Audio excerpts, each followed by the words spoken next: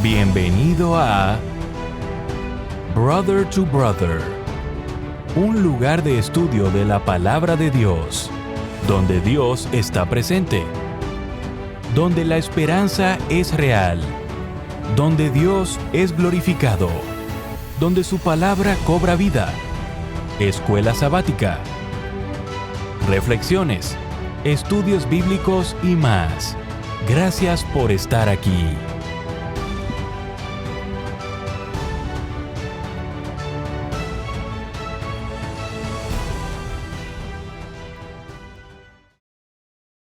Bienvenidos a su programa Brother to Brother. Les saluda su amigo y hermano Gerson Anaya.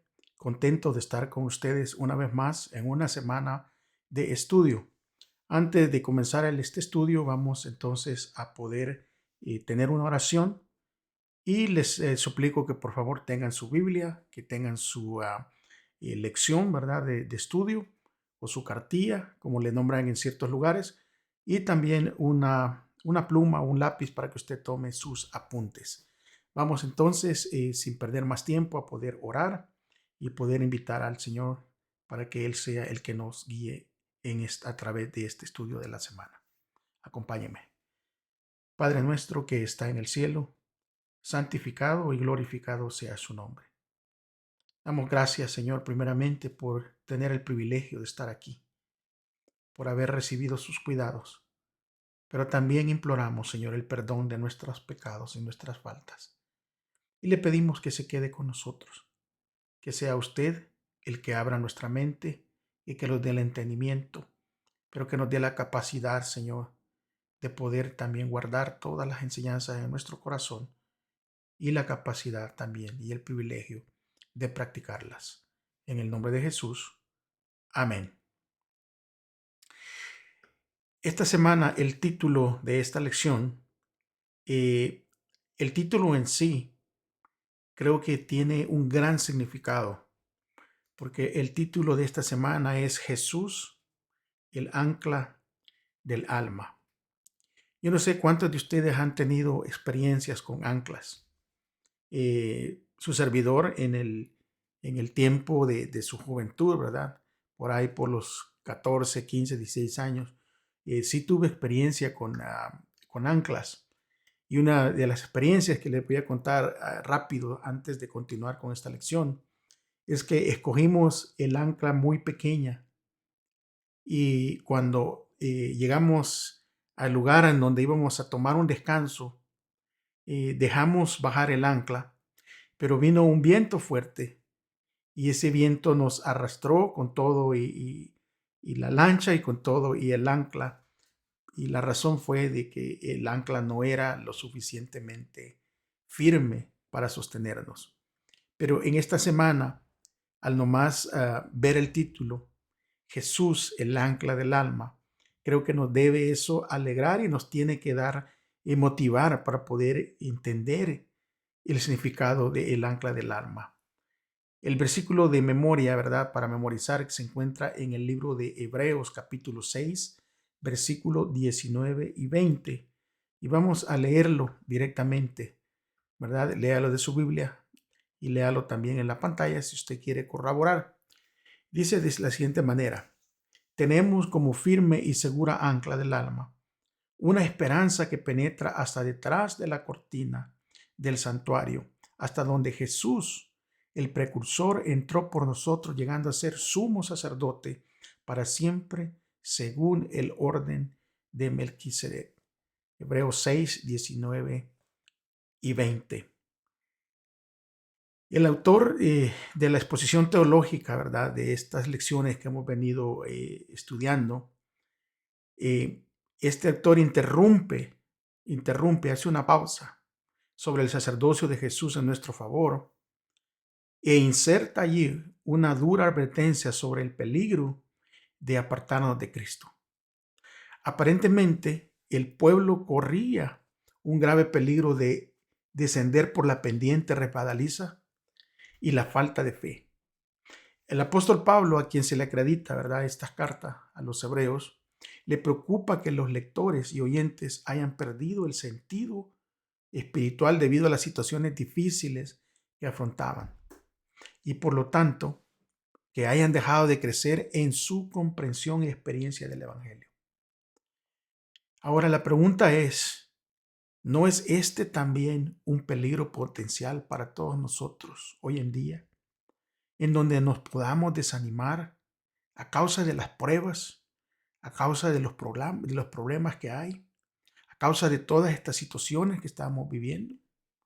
Ahora, sin embargo, la dura advertencia, ¿verdad?, con la que culmina la dura advertencia que Pablo da a los lectores, culmina con un afectuoso y aliciente enseñanza acerca de la esperanza, ¿verdad?, que se expresa en fe en sus lectores y exalta a Jesús como la personificación de la promesa inquebrantable de la salvación de parte de Dios. Y es por eso que estudiaremos esta semana este ciclo y nos enfocaremos en las enérgicas palabras de aliento que Jesús nos trae a cada uno de nosotros. El día domingo, el título del día domingo es Gustar la buena palabra. Díganme, ¿a quién no le gustan las buenas cosas, hermanos? A mí por lo menos me gustan las buenas cosas y yo creo que a la gran mayoría de nosotros, cuando vamos a buscar algún producto, cuando vamos a buscar alguna casa o algo para una prenda de vestir, siempre buscamos que sea muy buena, ¿verdad? Porque las buenas cosas nos gustan. Pero aquí dice gustar de la buena palabra. Y la buena palabra habla aquí de entrada, nos lleva al libro de Hebreos, al capítulo 6, ¿verdad? Y versículo 4 y versículo 5. Y aquí explica lo que recibían los creyentes en Cristo mientras estos creyentes fueran fieles. Recuérdense que hay muchas de las cosas y muchas de las promesas de las cuales la Escritura habla, están siempre, ¿verdad?, condicionadas a la fidelidad y a la obediencia. Vamos entonces a buscar rápidamente en el libro de Hebreos capítulo 6, versículo 4 y 5, y los vamos a leer para mirar de qué nos quiere hablar este gustar de la buena palabra. Hebreos 6, 4 y 5 dice de esta manera: porque es imposible que los que una vez fueron iluminados y gustaron del don celestial y fueron hechos partícipes del Espíritu Santo, y asimismo gustaron de la buena palabra de Dios y los poderes del siglo venidero. Aquí podemos ya ver de que gustar de la buena palabra, la única buena palabra, es la palabra que viene de Dios. Ahora vamos a ir buscando los significados, ¿verdad?, de estos versículos para hallarle el sentido de que Él nos está hablando. Primero, dice allí, ¿verdad?, haber sido iluminado. O sea, ¿qué significa esto? En realidad, de lo que está hablando, ¿verdad?, este versículo a la entrada, porque dice que es imposible que los que una vez fueron iluminados. Ahora, para ser iluminados, nosotros se tiene que utilizar alguna luz, algo que nos deje ver en la oscuridad. O sea, esto se refiere prácticamente, en el contexto que estamos estudiando, al haber experimentado, o sea, que significa ser iluminado es haber experimentado la conversión. O sea, se refiere prácticamente a aquellas personas que nos hemos apartado de tinieblas y hemos salido, ¿verdad?, bajo del dominio y el poder de Satanás, y hemos salido ahora a la luz de Dios. Esto implica una liberación del pecado y también implica una liberación de la ignorancia en la que nos encontrábamos. O sea, la forma verbal que aquí sugiere que esta iluminación es un acto de Dios consumado a través de Jesús, el resplandor de su gloria. Y es por eso que cuando nosotros experimentamos, ¿verdad?, el bautizo y estudiamos la palabra y la escudriñamos y sinceramente buscamos las verdades, esa luz llega hacia nosotros, la luz de la palabra de Dios. Se recuerdan que en los salmos que dice, lámpara es a mis pies que la palabra de Dios, es la palabra de Dios la que nos va iluminando. Y creo que aquí cuando habla de estas cosas, ¿verdad? No solo dice que fueron iluminados, sino que gustaron del don celestial. Ahora, ese don celestial, ¿de qué es lo que está hablando el don celestial y de qué es lo que está hablando también ser partícipes del Espíritu Santo? Estas dos expresiones son sinónimas. O sea, el don de Dios puede referirse a su gracia o al Espíritu Santo, a través de quien Dios nos imparte esa gracia. Okay, aquellos que han gustado del Espíritu Santo han experimentado la gracia de Dios que incluye el poder para cumplir su voluntad. O sea, Dios mismo nos da el poder para cumplir su voluntad al ser iluminados, al gozar del poder del Espíritu Santo. Y es por eso que también nos dice en la parte de gustar la buena palabra de Dios, es experimentar personalmente la verdad del Evangelio. O sea, los poderes del siglo venidero también se refieren a los milagros que Dios realizará para nosotros los creyentes en el futuro. O sea, la resurrección, la transformación de nuestro cuerpo y la vida eterna. Ahora, no obstante, hermanos y amigos, no obstante, los creyentes estamos ya comenzando a gustar de ellos, o sea, a disfrutar de ellos en el tiempo presente. Hemos experimentado ya una resurrección espiritual, una mente renovada y la vida eterna en Cristo. Este versículo está hablando y lo vamos a comentar un poquito, ¿verdad? Porque en la persona que gusta la buena palabra de Dios tiene que tener esta transformación. O sea, es triste a veces cuando decimos que profesamos una fe, pero nuestros frutos hablan todo lo contrario. O sea, nuestro testimonio no deja huellas de que hemos conocido a Cristo Jesús. Nuestro testimonio a veces, en vez de ser un bien para el Evangelio, es una piedra de tropiezo. Y es por eso que aquí estamos hablando de esta parte. Ahorita que entremos al otro día, ustedes van a ver el contexto en lo que el apóstol está hablando. Y él está hablando de que nosotros que hemos recibido esa luz, tenemos que tener esas características, ¿verdad? Que disfrutamos del don, de los dones celestiales, disfrutamos del Espíritu Santo, disfrutamos de las bendiciones, disfrutamos del gozo que Dios nos da aún en momentos difíciles. Y todo eso, tenemos una mente renovada, una mente más abierta, con luz para entender las cosas espirituales y reconocemos que la vida eterna no es un acto o un evento futuro, sino que es un evento en el cual nosotros podemos tener la confianza ya hoy en día. Así como se hace la descripción acerca de la fe, ¿verdad? En capítulo 11 de Hebreos, que dice que la fe es la certeza de las cosas que no se ven como si ya hubieran ocurrido. Es que por eso por fe tenemos todo eso. Pero Pablo, este autor, probablemente tenga en mente a la generación del desierto cuando estaba escribiéndoles a los hebreos. Esta generación que experimentó la gracia de Dios y su salvación, la generación del desierto que fue iluminada por la columna de fuego en las noches, que disfrutó del don celestial del maná, que experimentó al Espíritu Santo, gustó de la buena palabra de Dios y los poderes también los experimentó del siglo venidero, en todos los milagros y señales realizados cuando ellos fueron liberados de Egipto.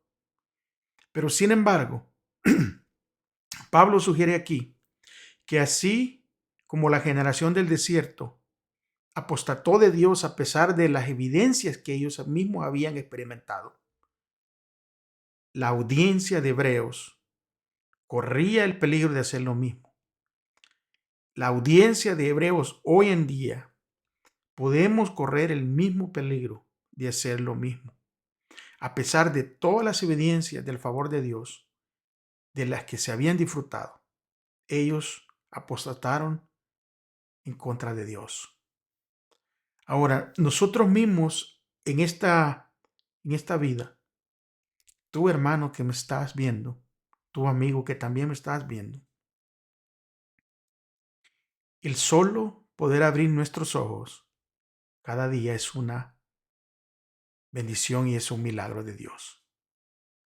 La protección que recibimos, el alimento que no nos falta, el techo que tenemos, la cama en donde dormimos, esa almohada preferida que todos y cada uno tenemos, las cosas que a veces pasamos por alto hasta que las necesitamos.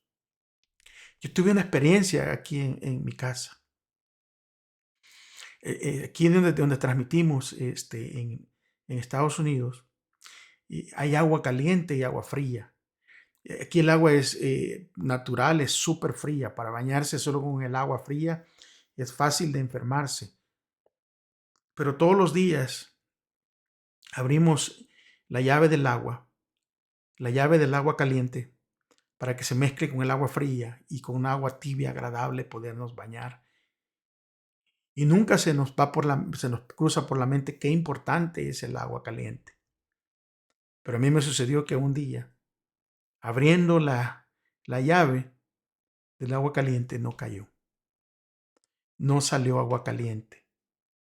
Y ese día yo me di cuenta de la importancia del agua caliente.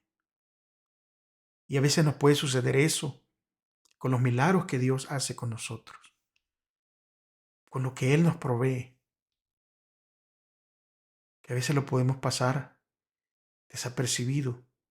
Y aún después de mirar milagros en nuestras vidas, dejamos que todas estas cosas nos nublen nuestra vida, nos nublen nuestra vista y no podamos ser agradecidos y perder nuestra vista del Señor Jesús. Ahora la pregunta que viene acá, y esta pregunta creo que es, cada uno de nosotros tiene que responderla, ¿verdad? Dice, ¿cuál ha sido tu experiencia con las bendiciones mencionadas en estos versículos? Y por ejemplo, ¿cómo has experimentado la iluminación a la que se refiere este pasaje?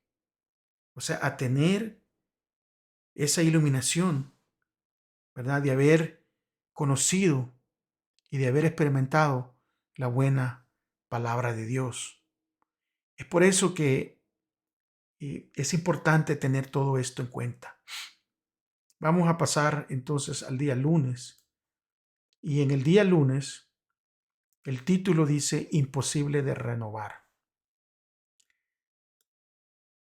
Parece que el título va a dar un poco de temor, ¿verdad?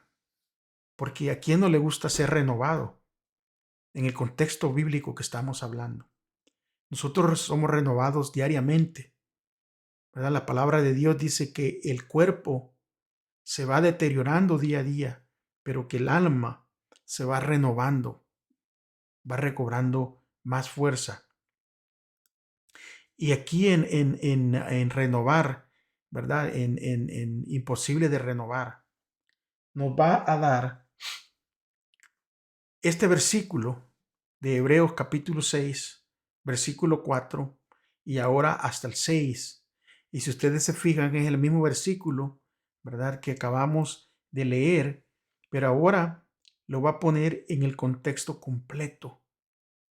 Porque si solo entendimos la parte donde decía anteriormente, porque es imposible que los que una vez fueron iluminados. Ahora vamos a ver el contexto completo de este día, extendiéndolo hasta el versículo 6. Mire lo que dice. Porque es imposible que los que una vez fueron iluminados y gustaron, ¿de qué? Gustaron del don celestial y fueron hechos partícipes del Espíritu Santo y asimismo gustaron de la buena palabra de Dios y los poderes del siglo venidero y recayeron sean otra vez renovados para arrepentimiento, crucificando de nuevo para sí mismos al Hijo de Dios y exponiéndole a vituperio. El texto original que se utiliza aquí en griego enfatiza la palabra imposible. O sea, es imposible, ¿verdad?, que Dios restaure a los que recayeron. ¿Por qué? Porque están crucificando de nuevo para sí mismo al Hijo de Dios. Allí en el versículo 6, ¿verdad?, de Hebreos 6, dice, recayeron, sean otra vez renovados para arrepentimiento. O sea que es imposible. Ahora, vamos a extender un poquito esto, ¿verdad?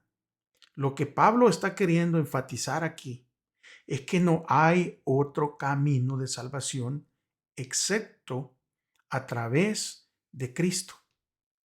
O sea, la salvación por cualquier otro medio es tan imposible como lo es que Dios mienta o poder agradar a Dios sin fe. Pero ¿cómo es que estaban retrocediendo? O sea, ¿cómo es que estaban volviendo a crucificar a Cristo? Recuérdense que los dirigentes, ¿verdad? Los dirigentes religiosos crucificaron a Jesús. Y crucificaron nuevamente al Hijo de Dios es una expresión figurativa que ahora el autor está poniendo, que busca describir algo que sucede en la relación, ¿verdad?, que hay entre Jesús y el creyente. Porque como le estaba diciendo, los dirigentes religiosos crucificaron a Jesús. ¿Pero por qué lo hicieron? Porque Jesús representaba una amenaza para su supremacía y su autonomía. Entonces, por lo tanto, para ellos, ¿verdad?, para estos dirigentes religiosos, eliminar a Jesús era lo que ellos anhelaban, porque les estorbaba en el poder que ellos tenían, en el control que ellos tenían, porque utilizaban la palabra de Dios, la transversaban para controlar a las personas, para controlar al pueblo. Ahora, como persona, ¿verdad?, lo querían destruir y destruir a un enemigo poderoso y peligroso, ¿verdad? Eso es lo que ellos pensaban cuando crucificaron a Jesús. Ahora, de igual modo, fíjense cómo está poniendo el ejemplo aquí, esta lección. De igual modo, el Evangelio desafía la soberanía y la autodeterminación de la persona en el nivel más básico. O sea que en el nivel complejo de los dirigentes religiosos, Jesús representaba una amenaza a sus intereses que ellos tenían. Ahora, en esta lección hace la comparación en una escala, en un nivel más bajo, ¿verdad? Que el Evangelio desafía la soberanía y la autodeterminación de cada persona. ¿Qué es lo que quiere decir esto? Que cuando ya conocemos, ya después de haber conocido el mensaje, después de haber aceptado el mensaje, después de haber disfrutado de las bendiciones de Dios, después de haber recibido el Espíritu Santo, después de haber declarado que somos hijos de Dios, motivados por alguna determinación o algún beneficio propio, vamos entonces a crucificar a Cristo, apartándonos, negándolo y poniéndolo, ¿verdad?, en una situación vergonzosa, porque saben que nosotros avergonzamos a Cristo de esa manera. O sea, la esencia de la vida cristiana es tomar la cruz y negarse a sí mismo. Jesús mismo lo dijo en Mateo 16:24, ¿verdad? Si alguno quiere venir en pos de mí, niéguese a sí mismo y tome su cruz y sígame. Y creo que uno de los problemas grandes de ahora del cristianismo es que muchos queremos ser llamados seguidores de Cristo, pero no queremos tomar nuestra cruz y no queremos negarnos a sí mismos. Es por eso que usted oye muchas frases ahora en día, ¿verdad? Que es un cristiano mundano. No existe tal cosa. O se es cristiano o se es mundano. Esta frase y esta manera de vivir el cristianismo es una invención de Satanás que el mismo hombre practica. Porque hay personas que están en un lado y están en otro. Hay personas que quieren agradar a Dios, pero seguir disfrutando de los placeres del pecado. Y eso no funciona. No funciona. Porque la vida cristiana, ¿verdad? La vida cristiana es que suframos una especie de muerte y que experimentemos, ¿verdad? Esta muerte al yo mismo. Y mientras no hagamos eso, no podremos recibir la nueva vida en Cristo. O sea, la lucha, hermanos, entre Jesús y el yo es una lucha a muerte. Es una batalla difícil que no se gana de una vez. O sea, este pasaje que estamos leyendo no se refiere a la persona que a veces fracasa en la batalla contra el viejo hombre y contra el pecado. Este pecado se refiere a la persona que después de haber experimentado la salvación genuina y lo que toda esta, tener esta salvación genuina implica, decide que Jesús es una amenaza para el tipo de vida que quiere tener y procede a terminar su relación con el Señor Jesús. Es decir, que mientras la persona no elija alejarse completamente de Cristo, todavía existe la esperanza de salvación. Pero la persona, ¿verdad? La persona que decide, después de haber experimentado la salvación genuina y todos sus beneficios y todo lo que implica, decide en su corazón de que Jesús es una amenaza para el tipo de vida que quiere llevar. Mucha gente se retiran del cristianismo porque aman más las cosas del mundo que al mismo Cristo. Y aún después de haber experimentado a veces los dones del Espíritu, de haber experimentado las bendiciones de Dios, de haber experimentado sanidad a veces. Y después de todo esto, después de haber tenido y gozado de toda la protección y las bendiciones de Dios, deciden simplemente darle la espalda al Señor Jesús. Ahora, ¿qué significa morir al yo? Tomar la cruz. ¿Y qué es lo que nos resulta difícil? ¿Verdad? ¿Qué cosa nos resulta difícil de entregarle en dominio a Cristo? Nosotros no vamos a poder lograr esto por nuestra propia cuenta.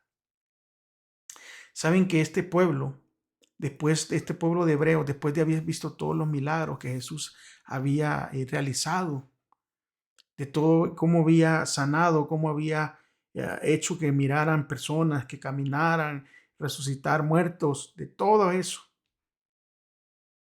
Después de todo eso, después de haber recibido el Evangelio de gracia, estaban regresando a los rituales, estaban regresando a la salvación por obras.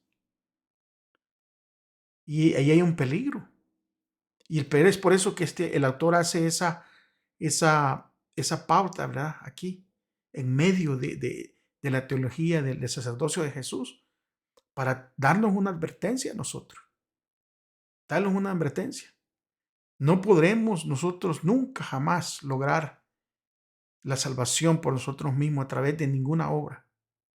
El corazón orgulloso, ¿verdad?, del hombre que no ha sido transformado lucha para ganar la salvación. Pero tanto nuestro derecho al cielo como nuestra idoneidad para él se hallan únicamente en la justicia de Cristo. No los va a encontrar en otro lugar. Hay muchos lugares en donde, ¿verdad?, lamentablemente, muchos lugares, iglesias, que se han apartado de la verdad y la justicia. Y allí se puede ver cómo se revela la naturaleza humana, ¿verdad? Cuando no está el amor de Dios. Ojalá que nosotros hayamos entendido bien y que no caigamos en esta categoría, que después de haber recibido, ¿verdad? Después de haber recibido y de ser iluminados, de gustar de los dones celestiales, que no hayamos tomado esto por en vano y que lo tomemos con amor y con aprecio, porque fue un sacrificio grande el que el Señor Jesús hizo por nosotros. Y es por eso que a continuación, ¿verdad? Yo les quiero poner este versículo. Y este versículo habla de lo que tiene que pasar en nosotros, de lo que prácticamente es, ¿verdad? Más simplemente ponerlo así de morir al yo. Dice, con Cristo estoy juntamente crucificado. Ya no vivo yo, ¿verdad? Mas vive Cristo en mí. Y lo que vivo ahora vivo en la carne. Lo vivo en la fe del Hijo de Dios, el cual me amó y se entregó a sí mismo por mí. Que el Señor nos ayude a no estar en esta categoría. Que el Señor nos ayude a no caer, ¿verdad? En esa categoría que negó y que niega al Señor Jesús, que niega el Evangelio por los intereses de una vida o los placeres de una vida aquí en este mundo. El día martes dice, no queda más sacrificio por los pecados. Y que déjenme decirles que este título de este día es un poquito duro, ¿verdad? Y aterrador a la misma vez. Porque si ya no queda más sacrificio por los pecados, entonces eso quiere decir, ¿verdad? De que nuestros pecados no pueden ser perdonados. O sea, la advertencia de Hebreos, capítulo 6, de 4 al 6 que leemos, es muy similar a la advertencia que se encuentra en Hebreos 10, 26 al 29. Pablo explica que el rechazo del sacrificio de Jesús dejará a los lectores sin ningún medio para el perdón de ninguno de sus pecados, porque no hay otro medio para ese perdón, además, aparte de Jesús, como ya lo hemos dicho. Ahora vamos a leer Hebreos 10, 26 al 29. Vamos a leer eso, por favor, y voy a poner aquí. Voy a leer el versículo 26, ¿verdad? Y lo demás usted lo puede leer allí en su Biblia. Voy a leer el versículo 26 porque este es el que dice, porque si pecáramos voluntariamente, después de haber recibido el conocimiento de la verdad, ya no queda más sacrificio por los pecados. Y esto era de lo que estábamos hablando, ¿verdad? Estábamos hablando de que después de conocer todo, o sea, ya tenemos toda la luz, ¿verdad? Es por eso que dice, porque si pecáramos voluntariamente, ya después de haber recibido el conocimiento de la verdad, ya no queda sacrificio.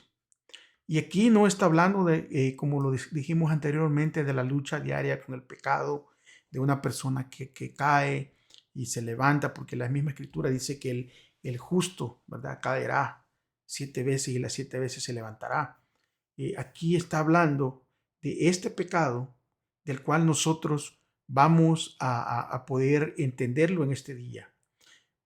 Porque dice el versículo 27, si no, después de leer el versículo 26 que está ahí en pantalla, el 27 continúa diciendo, si no, miren lo que dice, horrenda expectación de juicio y de hervor de fuego que ha de devorar a los adversarios. ¿Por qué? Porque da un ejemplo aquí. Acuérdense que la audiencia hebrea tenía muy en alto la ley de Moisés. Y es por eso que el versículo 28, ahí donde tiene su Biblia, usted léalo y mira lo que dice. El que viola la ley de Moisés por el testimonio de 2 o de 3 testigos, muere irreversiblemente. O sea, el castigo por violar la ley de Moisés bajo la ley era la muerte cuando habían 2 testigos o más. Y está haciendo la comparativa aquí. Pero ahora el autor de Hebreos dice algo más, todavía algo más fuerte. Porque si violar la ley de Moisés, ¿verdad? Y acuérdense que los hebreos entendían bien esto, lo delicado que era. Si violar la ley de Moisés y había testigos, ¿verdad? Sobre eso, lo que venía era la muerte. Pero ahora miren lo que dice el versículo 29. Yo lo quiero poner aquí para que ustedes lo vean y también léanlo en su Biblia. Dice, ¿cuánto mayor castigo pensáis que merece el que pisoteara al Hijo de Dios y tuviere por inmunda la sangre del pacto en la cual fue santificado e hiciere afrenta al Espíritu de gracia? Yo creo que cuando nosotros miramos esto, nos tiene que dar una alerta, ¿verdad? De no caer en este tipo de pecado. Porque si ustedes se ven, el autor no dice que no haya expiación por ningún pecado cometido después de recibir el conocimiento de la verdad. Dios ha designado a Jesús como nuestro abogado, ¿verdad? Primera de Juan 2:1 que dice, hijitos, hijitos míos, estas cosas escribo para que no pequéis, pero si alguno pecare, abogado tenéis a quién, a Cristo. O sea, por medio de este abogado tenemos el perdón de nuestros pecados, ¿verdad? Pecados que se hacen aquí, en la carne, caídas, a veces y sin intención y a veces por descuido, ¿verdad? Se comete un pecado. No está hablando de la lucha diaria que lleva el cristiano en el proceso de la santificación, sino que aquí está hablando de este pecado, ¿verdad? De pisotear el nombre de Jesús, de pisotear al Hijo de Dios. Dice, continúa diciendo que el pecado por el que no hay ningún sacrificio ni expiación se describe como pisotear al Hijo de Dios, profanar la sangre del pacto y ultrajar al Espíritu Santo. Ahora, vamos a repasar el significado de estas expresiones para que podamos comprender en su totalidad lo que está hablando. O sea, la expresión, por ejemplo, ¿verdad? Pisotear al Hijo de Dios, de allí del versículo 29, describe el rechazo del gobierno de Jesús. O sea, este título de Hijo de Dios le recordaba a la audiencia que Dios había instaurado a Jesús a su diestra y le prometió que pondría a sus enemigos por estrado de sus pies. O sea, la expresión pisotear al Hijo de Dios era rechazar la autoridad de Jesús, autoridad que había sido dada por Dios mismo. Ahora, cuando nosotros miramos esto, es, ¿verdad?, de que también implica, ¿verdad?, ir en contra de la voluntad de Dios. Ahora, Dios había prometido, ¿verdad?, de que todo se iba a cumplir a través de Cristo. Y por eso que Pablo les explica al principio y hasta este capítulo, ¿verdad?, ahora que lo conocemos como capítulo 6, 5 y 6, les va a dar esta advertencia y nos da esta advertencia a nosotros. Porque pisotear a Jesús, ¿verdad? Pisotear a Jesús implica que el apóstata ha tratado a Jesús como un enemigo. O sea, no es nomás un acto de ignorar a Jesús, sino es un acto de tomar afrenta en contra de Jesús, de mirarlo como un enemigo. O sea, en el contexto del argumento de esta epístola, se podría deducir que lo que respecta a la vida del apóstol, Jesús ha sido quitado del trono. Fíjense cómo está poniéndolo el autor de Hebreos. O sea, esto da de que el apóstata, la persona que está en apostasía, ha quitado a Jesús del trono y que ahora lo quiere ocupar él mismo. Ahora, y a su vez, hace de Jesús el estrado de sus pies. Esto es justamente lo que Lucifer quería hacer en el cielo. Y lo que el inicuo intentará hacer en los días finales en el futuro. Ahora, la expresión de que ha profanado la sangre del pacto se refiere al rechazo del sacrificio de Jesús. O sea, implica que la sangre de Jesús carece de poder purificador. Recuérdense que la misma escritura dice de que sin derramamiento de sangre no hay perdón de pecados. Y entonces, por ende, al profanar la sangre del pacto y al referirse de que esta sangre de Cristo Jesús no tiene poder, estas personas están negando, ¿verdad? Están negando el poder perdonador de nuestro Señor Jesús. Ahora, la expresión ha insultado al Espíritu de la gracia.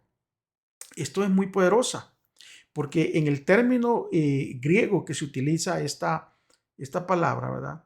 Que han insultado, enebrisas, insulto, que significa insulto, ultraje, implica la manifestación de arrogancia. O sea que lo están insultando, pero con una arrogancia. Yo no sé si usted ha visto ese tipo de personas que, wow, o sea, creo que dicen más con la postura de arrogancia que a veces con las palabras. Y esa implica esta expresión de insultar al Espíritu de gracia. Ahora, esto remite también a insolencia y a soberbia. Este término contrasta fuertemente con la descripción del Espíritu Santo como el Espíritu de gracia. O sea, implica que el apóstata ha respondido a la oferta de gracia de Dios con un insulto. Ahora, cuando el apóstata está en una posición, ¿verdad?, insostenible, rechaza a Jesús, rechaza su sacrificio y rechaza al Espíritu Santo. Y recuérdense que ese pecado no puede ser perdonado. Ese pecado no puede ser perdonado por Dios. Y es por eso que dice aquí claramente, ¿verdad?, que no queda más sacrificio por los pecados. ¿Pero por qué pecados? Por los que acabamos nosotros de leer. Voy a leer este párrafo que venía aquí en la lección. Y dice: algunas almas que pretenden ser creyentes han descuidado la palabra de Dios y se han apartado de ella. Han menospreciado la Biblia, el maravilloso libro guiador, el verdadero escudriñador de todas las ideas, y pretenden tener el Espíritu para enseñarlas. De manera que se consideran innecesario escudriñar las Escrituras. Todos ellos están prestando oído a las palabras que el diablo susurra en sus oídos. ¿Y por qué viene este comentario aquí? Porque justamente cuando nosotros dejamos de escudriñar su palabra, dejamos de tener esa relación con Dios, estamos en peligro de también pisotear, ¿verdad?, al Hijo de Dios, de profanar la sangre del pacto y de insultar al Espíritu de gracia. Es por eso que es importante la relación con Dios, el estudio de la palabra de Dios, la oración. Y es triste, o sea, da tristeza en el corazón, en donde hay personas que han estado diciendo que son cristianos por años, pero no saben ni siquiera en dónde se encuentran las promesas de Dios en la Escritura. Y cuando alguien viene y les pregunta algo, siempre contestan con un yo creo. Déjenme decirles, amigos y hermanos, que el verdadero cristiano no contesta con un yo creo. El verdadero cristiano contesta con un escrito está. Y esa es la forma como nosotros vamos a exaltar el nombre de Dios. Pero cuando dejamos del estudio a un lado, cuando dejamos la relación de Dios a un lado, cuando dejamos de hacer las cosas buenas, de preocuparnos por los demás, es entonces cuando empezamos a tener este mismo tipo de soberbia, ¿verdad?, que se daba en esta explicación. Hay que tener mucho cuidado. Hay que pedirle al Señor que nos ayude a no caer en eso. El día miércoles se pone mejor la cosa. ¿Por qué? porque el día miércoles nos va a hablar de cosas mejores. Después de haber, recibido, ¿verdad?, esta fuerte y sincera advertencia de parte del apóstol, es Pablo, ahora él va a expresar su confianza en que los lectores que están leyendo esto no se hayan apartado del Hijo y ni lo harán en el futuro. Pablo cree que su audiencia recibirá la advertencia y producirá los frutos apropiados. O sea, son como la tierra que Dios cultiva y produce los frutos que Él espera. Estas personas recibirán la bendición de Dios, que es la salvación. Y para eso, para entenderlo, vamos a leer Hebreos capítulo 6, versículo 9, 10, 11 y 12. Leyendo del capítulo 9 y 10, veamos lo que dice. Pero en cuanto a vosotros, oh amados, estamos persuadidos de cosas mejores y que pertenecen a la salvación, aunque hablamos, ¿verdad? Aunque hablamos así, porque Dios no es injusto para olvidar vuestra obra y el trabajo de amor que habéis mostrado hacia su nombre, habiendo servido a los santos y sirviéndoles aún. Vean cómo Pablo ahora está viendo de que el verdadero cristiano, el cristiano que ha recibido la luz, el cristiano que ha recibido la palabra, el cristiano que cree en las promesas de Dios, que cree en lo que Dios dice es verdad, dice que no van a abandonar a Cristo. Porque les dice, ¿verdad? Y nos dice a nosotros, en cuanto a vosotros, oh amados, estamos persuadidos de que cosas mejores y que pertenecen a la salvación, aunque hablemos así, porque Dios no es injusto para olvidar nuestra obra y el trabajo de amor que hacemos mostrando hacia su nombre, haciendo servidumbre, ¿verdad?, a todas las demás personas. Es por eso que el evangelio, el evangelio verdadero, tiene muchos elementos. Pero aquí hemos visto elementos esenciales hoy en este estudio. Esenciales como reconocer el sacrificio de Cristo, reconocer la autoridad de Cristo, reconocer el poder que tiene Él para salvarnos. Pero también, ¿verdad?, hemos visto de que hay que tener fe, y para tener fe hay que también tener buenas obras en servicio. Porque está de moda hoy en día, lamentablemente, en que el cristianismo, ¿verdad?, y muchas veces las organizaciones religiosas se convierten en un tipo, como decían en mi país, de asadón. O sea, todo para acá, todo para mí, todo para nosotros. O sea, las bendiciones de Dios para nosotros. Todo lo que tenga que ver, que sea bueno, que llegue para nosotros. Y aquí podemos ver de que una de las maneras que usted puede identificar a un verdadero cristiano son por los frutos de servicio que este cristiano da. Porque además de este versículo 9 y versículo 10, yo quiero que sigamos leyendo, ¿verdad? A continuación, mire lo que dice. Después del versículo 9 y 10, dice el versículo 11, ¿verdad?, de este mismo libro, del libro de Hebreos. El libro de Hebreos dice de la siguiente manera: pero deseamos que cada uno de vosotros muestre la misma solicitud hasta el fin, para plena certeza de la esperanza. O sea, ¿qué es lo que está el anhelo de Pablo en esta escritura? Él anhela que cada uno de nosotros mostremos la misma forma de vivir. ¿Hasta cuándo? Hasta el fin. ¿Por qué? Porque la misma escritura dice que el que persevera hasta el fin, ese será salvo. Y tenemos que tener la plena certeza de la esperanza. O sea, no ser cristianos que dudamos del poder de Dios y la salvación que Dios nos ha dado. Porque si no, si nosotros nos apartamos, dice el versículo 12, a fin de que no os hagáis como perezosos. O sea, porque en el cristianismo, lamentablemente, muchas veces se llena de perezosos. Personas que no quieren activarse, que no quieren trabajar en la obra, que no quieren hacer las obras que Cristo mismo hacía. O sea, no se han despojado, como hablábamos anteriormente, del orgullo, de esa prepotencia. No se han despojado de ninguna de esas cosas.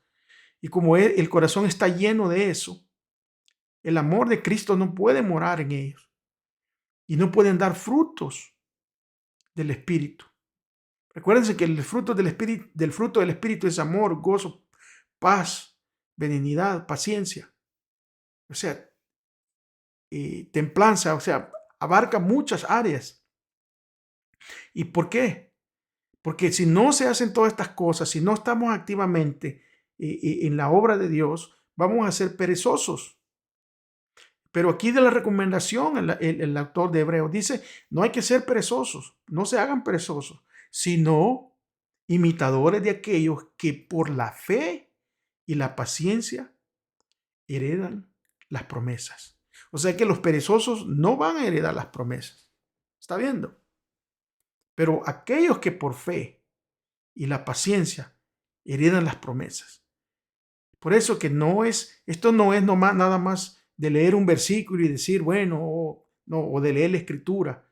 La misma escritura nos manda a no ser nada más oidores de la palabra, sino ser que hacedores de ella misma. Y es importante, ¿verdad? Que los creyentes muestren su amor hacia el hombre, hacia el nombre de Dios, es decir, hacia Dios mismo, mediante el servicio. Estos hechos que de los que se está hablando no son aislados al pasado, sino que son también hechos ahora en el presente. Porque aquí la advertencia, y si usted mira en su libro de estudio, la advertencia del versículo 12 es una advertencia en la cual tenemos que poner atención, porque ahí nos advierte a no ser torpes. La palabra que se utiliza puede traducirse como torpes y también como perezosos. O sea, lo que se caracteriza a este tipo de personas, a quienes no maduran, ¿verdad? No maduran en la fe y continúan constantemente en peligro de alejarse. O sea, la esperanza no se mantiene viva mediante ejercicios intelectuales de fe, sino mediante la fe expresada en hechos o en actos de amor. Pablo quiere que los lectores imiten a quienes mediante la fe y la paciencia heredarán las promesas. Ya ha presentado, ¿verdad?, los ejemplos de la generación del desierto como un ejemplo negativo, que aquellos por la falta de fe y perseverancia no heredaron, ¿verdad?, la tierra prometida. Pero luego también Pablo presenta a Abraham como un ejemplo, ¿verdad?, como alguien que por medio de la fe y la paciencia heredó las promesas.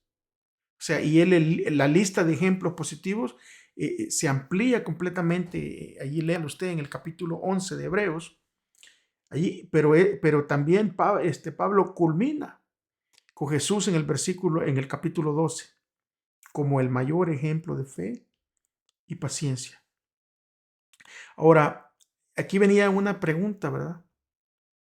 Dice, ¿qué podemos aprender del apóstol con respecto a advertir y animar a los demás?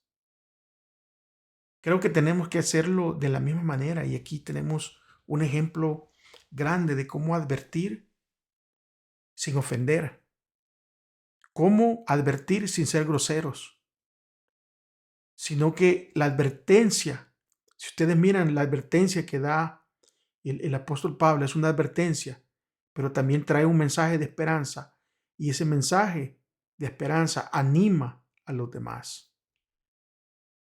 Evitémoslos, ¿verdad?, de ser personas que vamos a advertir, pero llevamos un corazón lleno de orgullo y a veces ofendemos siendo groseros al momento de dar esa advertencia. Vamos a ir terminando con este estudio. El día jueves, ¿verdad? El día jueves se titula Tal y como nosotros lo hemos venido estudiando. El día jueves es Jesús el ancla del alma. Déjenme decirles que no hay más seguridad que en esa ancla, que es Jesús para nuestra alma. Porque Pablo culmina su advertencia, ¿verdad?, acerca de la apostasía y su exhortación al amor y la fe con una hermosa y elevada presentación de seguridad en Cristo. Porque Dios nos garantizó sus promesas de varias maneras. En primer lugar, Dios garantizó su promesa con un juramento en Hebreos 6:17. Los juramentos de Dios a Abraham y a David se convirtieron en la base fundamental de la confianza en el favor permanente de Dios hacia Israel. Fíjense que cuando Moisés procuró conseguir el perdón de Dios para Israel después de que ellos habían apostatado, ¿verdad?, con el becerro de oro, Moisés agarra como referencia y le dice a Dios y le dice acerca de el juramento que Dios había hecho con Abraham. O sea, la fortaleza implícita de su súplica era que el juramento de Dios era irrevocable. Ahora, ¿cuánto más este juramento del versículo 17 y de Hebreos 6? Porque dice, por lo cual, queriendo Dios mostrar más abundantemente a los herederos de la promesa la inmutabilidad de su consejo, interpuso juramento, para que por dos cosas inmutables en las cuales es imposible que Dios mienta, tengamos un fortísimo consuelo, los que hemos acudido para hacernos de la esperanza puesta delante de nosotros. Porque Dios mismo juró por su Hijo. De igual modo, ¿verdad?, nosotros podemos entender eso, que Dios nos ha garantizado sus promesas mediante el acto de sentar a Jesús a su diestra. Mire lo que dice ahora el versículo 19 y 20, que es la continuación de lo que acabamos de leer.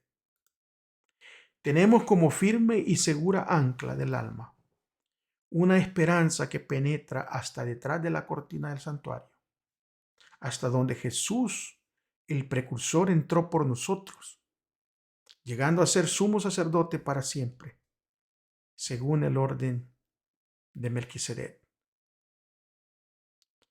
Claramente nosotros podemos ver aquí de que Dios mismo ha hecho promesa. Y esa promesa que Dios ha hecho nos tiene que dar la firmeza y nos tiene que dar la seguridad para nuestra alma de que esta esperanza de la cual se habla es en Cristo Jesús, porque fue Él mismo el que penetró, el que pudo entrar al lugar santísimo de una vez y para siempre, siendo Él, ¿verdad?, el precursor, entró por nosotros. O sea, nosotros no podíamos llegar hasta ese lugar. Nosotros nunca jamás hubiéramos podido llegar a ese lugar.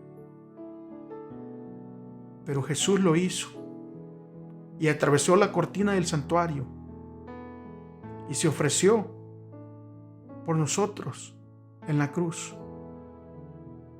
Aquel que no conoció el pecado, aquel que no tuvo pecado propio en su vida, que tomó mis pecados, que tomó tus pecados.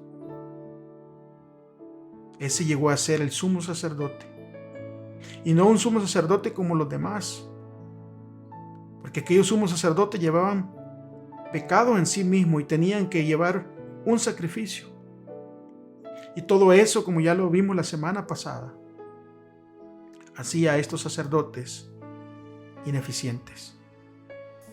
Pero Él llegó a ser sumo sacerdote para siempre, según el orden de Melquisedec.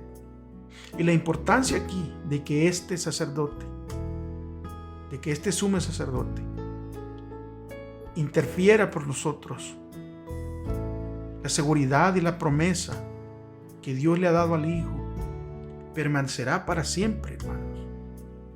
Y creo que eso tiene que darnos esperanza y seguridad para nuestra alma. Porque si tomamos a Jesús como nuestra ancla, no podremos ser llevados ni arrastrados por los vientos. No podremos ser llevados ni arrastrados por las corrientes. Y acuérdense que estamos viviendo en estos últimos días, en donde los vientos van a soplar aún más fuerte de lo que ya hemos visto, en donde las corrientes serán más terribles de lo que ya hemos visto. Estamos viviendo en tiempos oscuros. Estamos viviendo en tiempos difíciles. Lo único que tenemos que hacer hoy en estos días, en estos últimos días, es tomar la sangre del Cordero, tomar la promesa de salvación a través de aceptarle como nuestro Salvador y hacer de Él, cada uno de nosotros, nuestra ancla. Hacer a Jesús nuestra ancla para que nuestra alma esté segura. Agradezco, amigos y hermanos, por haber estado en este estudio. Es un placer, es una bendición. Cuídense, oren los unos por los otros. Amen a sus seres queridos.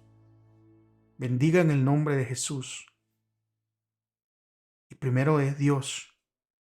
Si Él lo permite, estaremos aquí la próxima semana, una vez más, con estos estudios que nos ayudan a cada uno de nosotros a poder entender, a poder apreciar el amor de Dios revelado en su Hijo para cada uno. Que el Señor me los bendiga.